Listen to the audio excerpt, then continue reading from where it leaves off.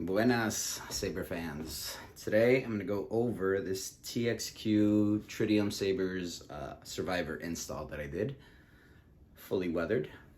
And it's going for a sale. So come check it out.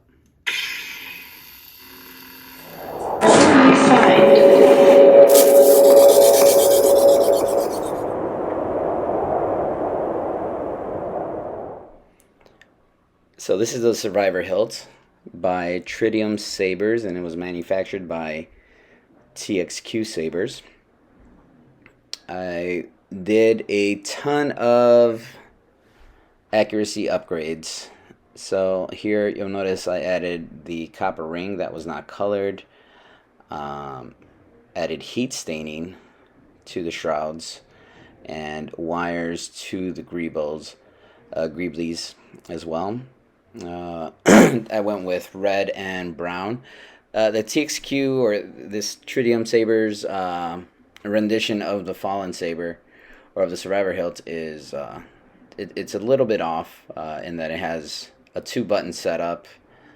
Or rather, they added a side button there that's not game accurate, but I still like the hilts overall, just because of the price, and I just wanted to see what I could do to make it more game accurate.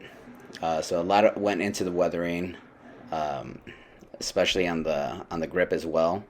Made that look a little bit better, and the paint scheme on the pommel, I took screenshots from the game, paused it, and took a look at Cal's color scheme on this.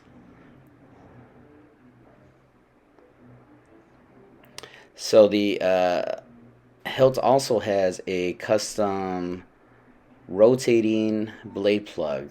That design on the top is by Wade Sabers. He's a good guy. He shared that on the Facebook group, and so I downloaded it and made one for this one. So upon removing the sleeve, one of the things I didn't like is that the Proffieboard was exposed. So I designed this little Proffi cover with it, and then I added a paint scheme to it. So everything was black before, and kind of dull. To access the Proffieboard, you just have to remove the Proffi cover, and you'll have access to the micro USB port and the SD card. And this just stays in place with pressure. So it's all fitted good. The crystal chamber was fun. This thing was not... They added a crystal chamber, but they didn't make access to the crystal chamber. So this whole chassis system that TXQ included in this it's a little weird.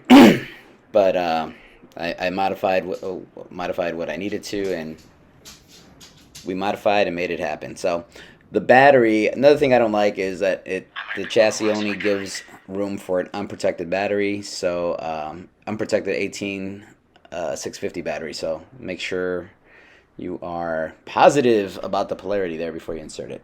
So here's the crystal reveal. You get to see what's going on inside there. Yeah, again, had to modify to get the crystal in there. There was no room. I think all they anticipated going into this section was a LED strip, but I wanted a whole crystal chamber.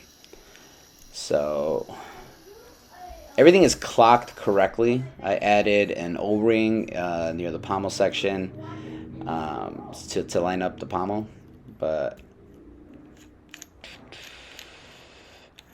and I did that because actually the O-ring is there because I wanted to eliminate that gap. There was a silver gap that was showing, and I didn't want that to show when the pommel was closed, again, to make it more game accurate. This is something I really like about this hilt, is the crystal reveal right there by removing the pommel.